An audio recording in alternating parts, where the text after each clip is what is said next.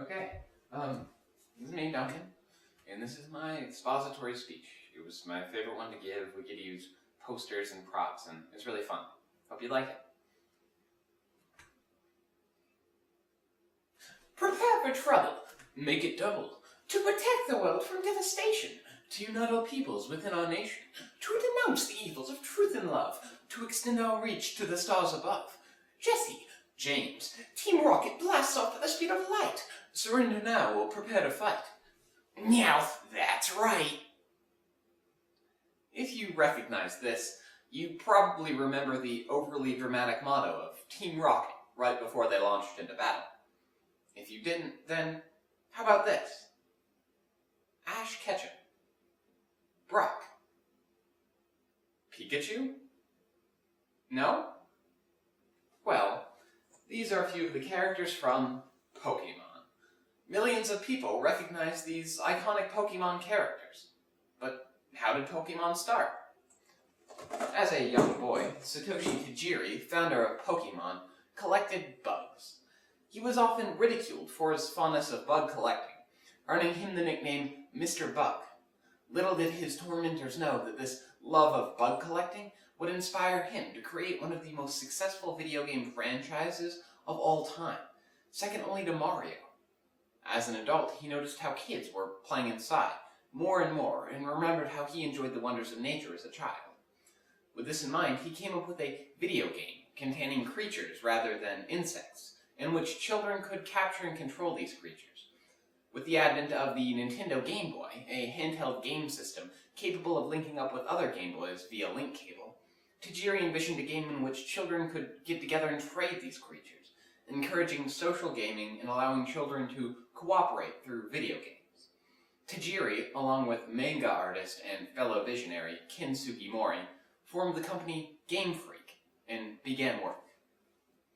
Pocket Monsters, or Pokemon for short, was the final product of their efforts. It got its name because the monsters inside the game were on the Game Boy, which was small enough to fit in your pocket. The first games, Pokemon Red and Pokemon Green, were released in Japan in 1996. They were an instant success, selling over 10 million copies, and gave rise to a multi-billion-dollar media franchise. They also managed to bring home the title of best-selling role-playing game of all time in the 2009 Guinness Book of World Records. Since then, 5 different generations of Pokemon games have been released, selling over 200 million copies. The amazing success of the Pokemon video games was due not only to the many colorful and memorable characters, but also to the complexity of the games themselves. Pokemon Red and Green take place in the fictional region of Kanto, where your character, a young boy or girl, lives in the tiny little village of Pallet Town. If you try to leave the town, fellow resident and famous Pokemon researcher, Professor Oak, calls out for you to stop. Stop! There may be wild Pokemon outside of town, and encountering them without a Pokemon companion to protect you may be dangerous. Hi, I'm Professor Oak. Why don't you come to my lab? He quickly whisks you off to his lab, where you meet his grandson, Gary, a young boy about your age, lounging against a wall with an arrogant smirk on his face. You are both given the option to choose between 3 different Pokemon.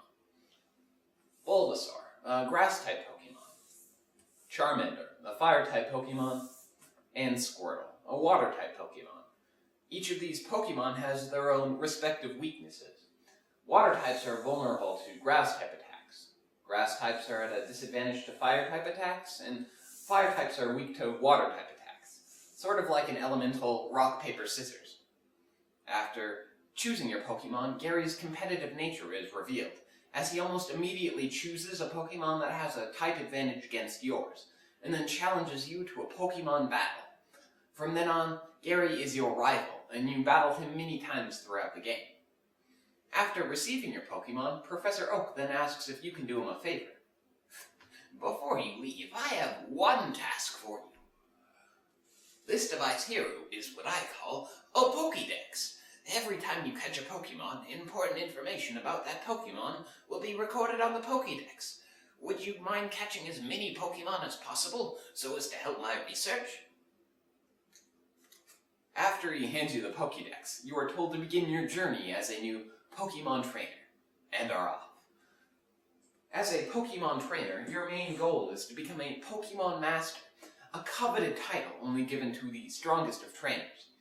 To achieve this, you must travel across the Kanto region, training your Pokemon through battles with other trainers. If you train your Pokemon enough, they will evolve, changing shape and growing stronger. The strongest trainers gather in places called gyms. Each gym is specialized to one type of Pokemon, from the hardy rock type to the sinister ghost type. The strongest trainer in each gym is given the title of Gym Leader. If you succeed in defeating the gym leader, you are given a gym badge to symbolize your victory. There are 8 gyms in total. If you succeed in defeating all 8 gyms, you are allowed to challenge the current Pokemon League. The Pokemon League consists of 4 horrendously strong trainers, each specializing in one type of Pokemon. If you succeed in defeating the Pokemon League, well, then you are allowed to challenge the current Pokemon League champion. And surprise, surprise, it's your rival, Gary, who you must battle for the title of Pokemon League champion.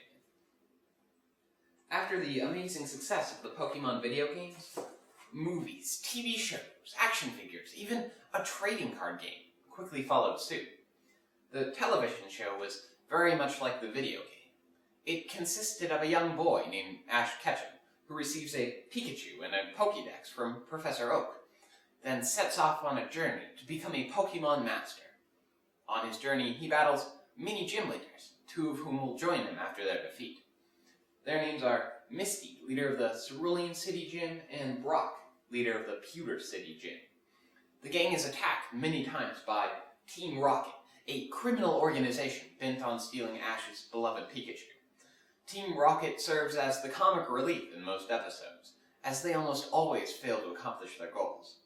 The show is still putting out new episodes, making its runtime an impressive 13 years. Another of the franchise's great successes was the trading card game. An estimated 14 billion Pokemon cards have been sold in over 40 different countries. The game is turn-based and requires the use of both dice and coins. Aside from gameplay value, Pokemon cards can be traded in very much the same manner as baseball cards. They can even be won in battle. The more rare Pokemon cards can be extremely valuable.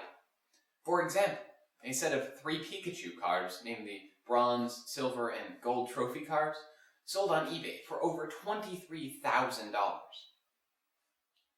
Although millions of people found Pokemon to be an incredibly entertaining franchise, not everyone was quite as ecstatic. For example, in 2000, a psychic named Uri Geller, who claims he can bend spoons with his mind, tried to sue Nintendo for $100 million, stating that the Pokemon Kadabra was a parody of his ability, since it happens to be holding a bent spoon.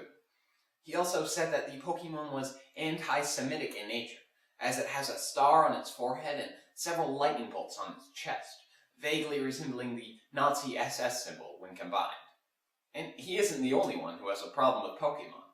Many religious groups find Pokemon to be satanic in nature, as Pokemon must be summoned to perform tasks, somewhat like demons. They also believe that the evolution process Pokemon go through as they become stronger is related to the Darwinian theory of evolution, which many of these groups dismiss entirely. In spite of these protests, Pokemon continues to be a positive influence on many children in today's society. The diversity of species helps foster creative thinking.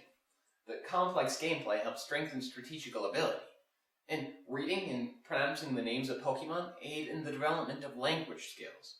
For example, Pokemon taught me to read. I've been watching Pokemon as long as I can remember. One day, my grandpa bought me a poster with all 150 Pokemon and their names on it. As I watched the show and learned the names of the Pokemon, I began to connect those names with the words on the poster. It wasn't long before I was able to read virtually everything my parents put in front of me. Pokemon is more than a video game. It's a way for children to explore a whole new world filled with wonder and excitement. Without Pokemon, millions of people, myself included, would have one less way to think, to learn. But more importantly, to play. Thank you. That was it. What'd you think? Wait,